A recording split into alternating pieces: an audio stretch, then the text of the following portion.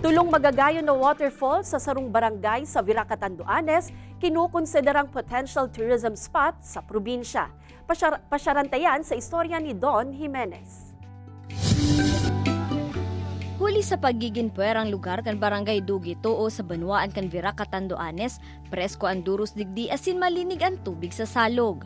Mayaman man ini sa mga berdeng bulod asin kakahuyan.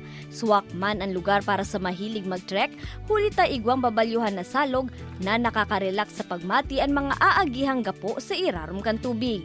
Kaya dawa harayo, pigdadayo talaga ini kan mga nature lover urog na ngunya na mainit ang panahon.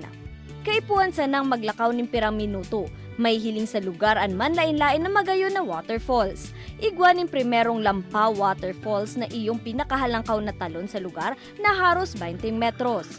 Sunod ang Sinagulong Falls na nasa 15 meters man ang langkaw. Asinan Pantulo, Bangko Falls o ang pinakahababang waterfalls na nasa 10 meters na ang langkaw.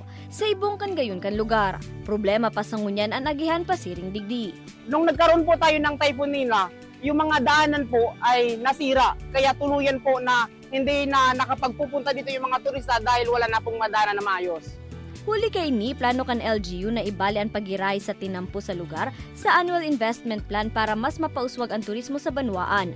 En kaso kaya na mas mabisto ang lugar, pwede ining makatabang sa barangay asin sa mismo mga residente. Unang-una siyempre yung accessibility. Yun ang pinaka-importante. Makuha natin to para at least yung mga tao malalagyan natin ng mga daanan. Ngayon, nakikita natin na yung potential ng tourism site na ito ay magbibigay ng kabuhayan sa community kung madi-develop natin siya bilang isang tourism destination. Ini si Don Jimenez, Balitang Bicolandia.